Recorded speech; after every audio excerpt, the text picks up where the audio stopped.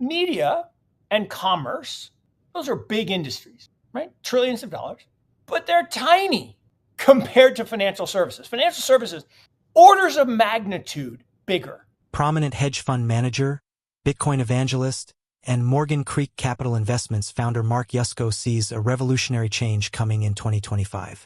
He believes that the old financial system, which he characterizes as an exploitative trust structure created to benefit a small number of people at the expense of the majority, will begin to collapse in the coming year. According to Yusko, blockchain technology is the remedy for this faulty paradigm, bringing about what he refers to as a truth system. This approach doesn't require blind confidence like its predecessor did. Rather, it provides verification and transparency that are available to everyone, wherever, at any time.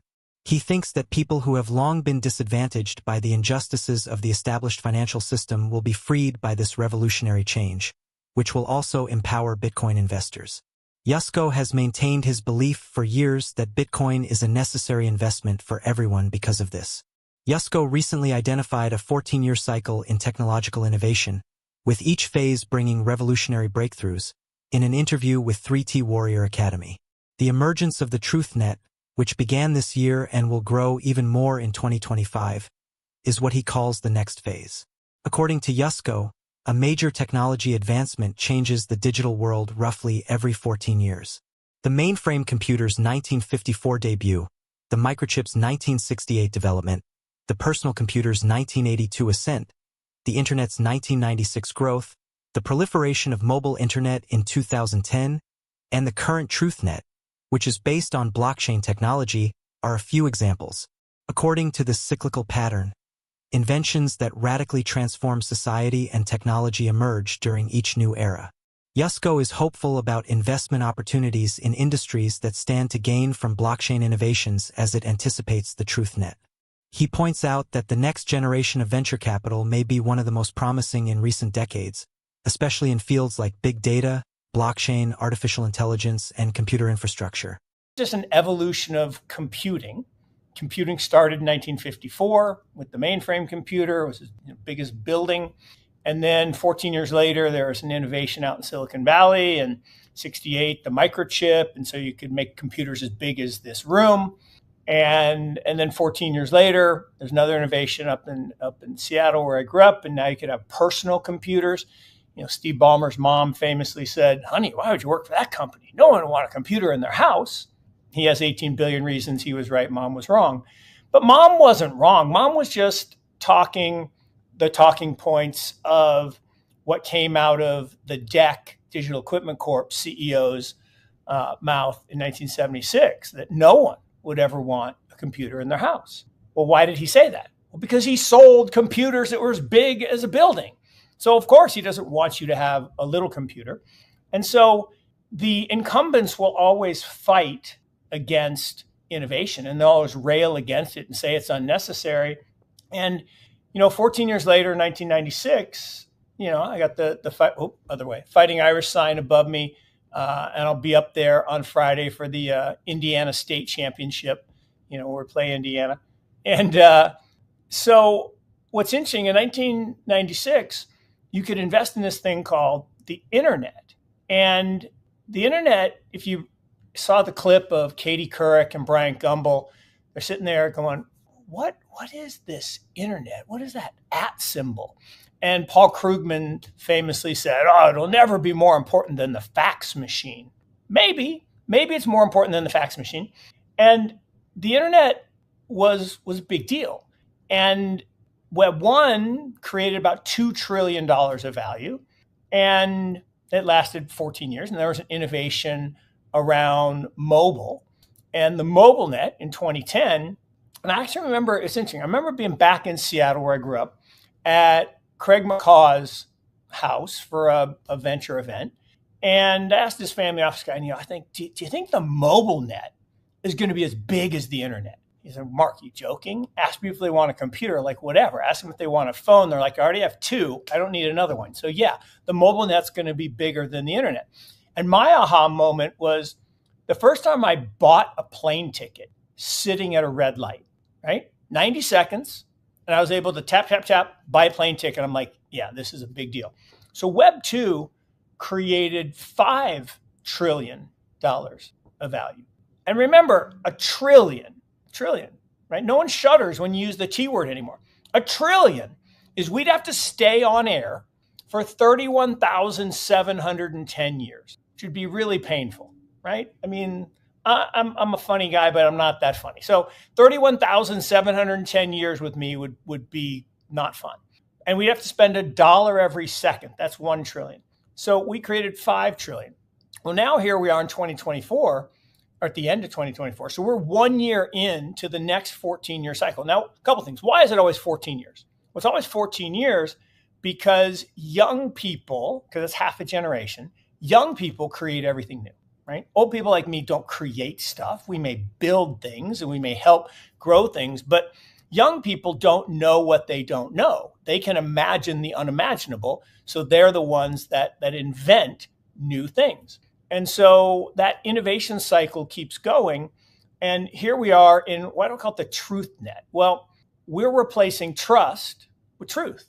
We've had 839 years of the trust industry. What's the trust industry? Financial services.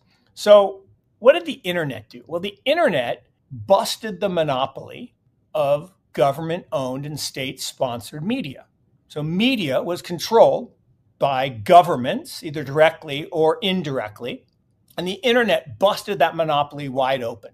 So all the value used to be in the 3 big television channels, ABC, NBC, CBS. When I was growing up, right, Tuesday night, 8 o'clock, I was in front of my television with my TV tray, with my Swanson dinner, watching Happy Days and Laverne and Shirley. Owned me. Like I was there. They owned my eyeballs, all the ads, everything, because I was going to be there at 8 o'clock on Tuesday night watching that show. Well, now I can watch a show anytime I want, anywhere I want, on any device I want. So all of that value went to Netflix because of this thing called the internet. An inevitable conflict between the old and the new has always existed, particularly in the early phases of the shift from the old to the new.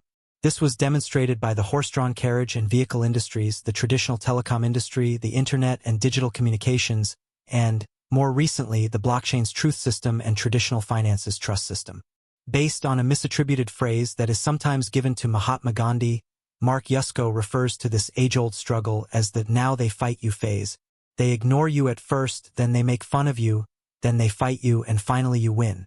According to Yusko, as transformational technologies like the blockchain become more popular, stakeholders and established institutions strongly oppose them because they see them as challenges to the status quo.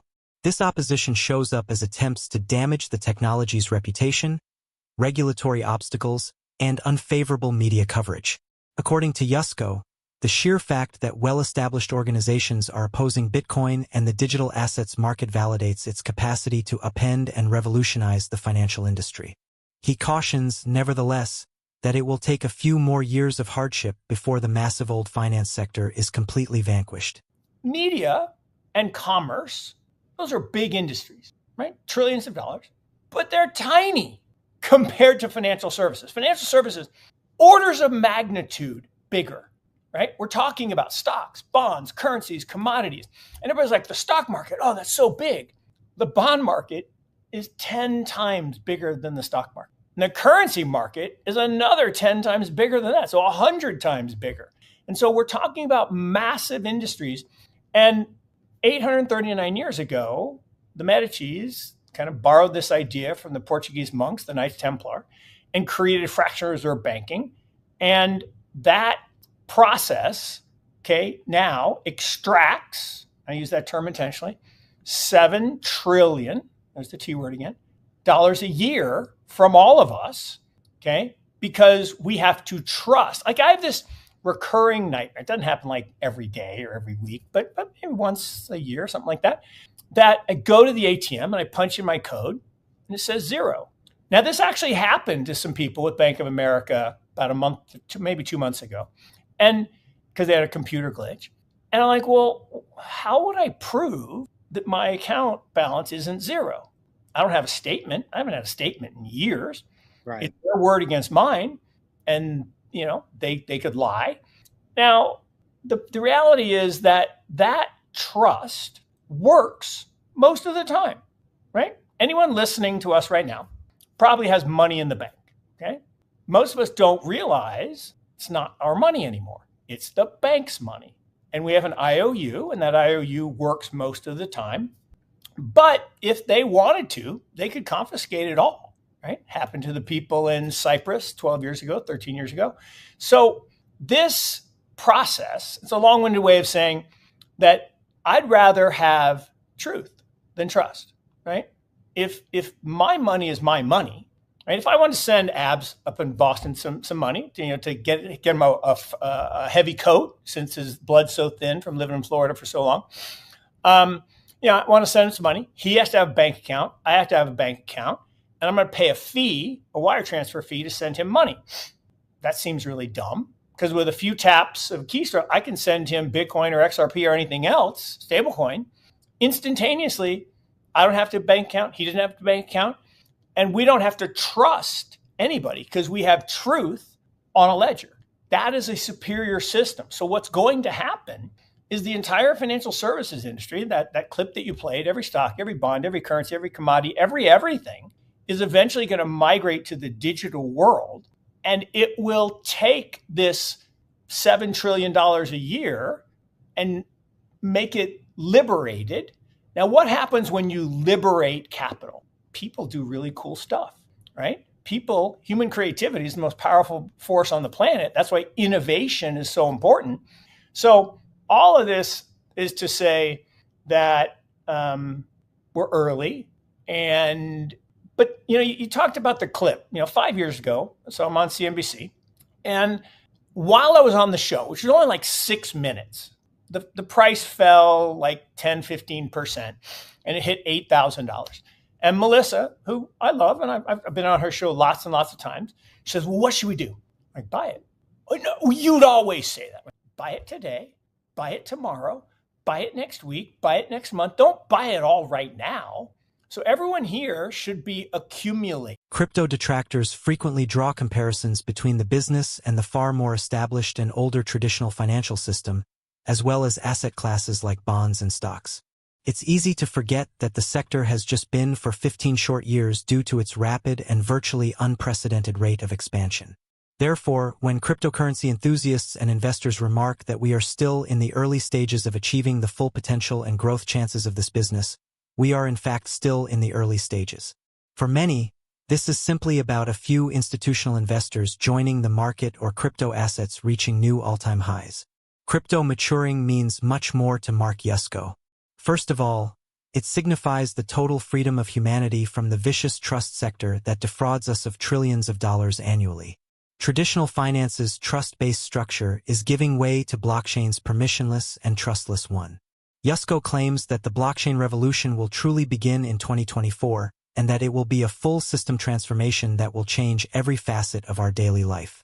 The transfer of all stocks, bonds, money, commodities, artwork, collectibles, and other assets to the blockchain will be made feasible, according to Yusko, by this change.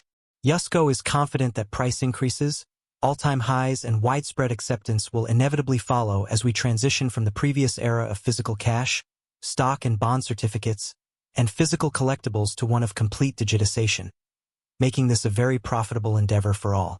Regarding Bitcoin and the impending technological revolution, do you agree with Mark Yusko's predictions? Your feedback would be much appreciated.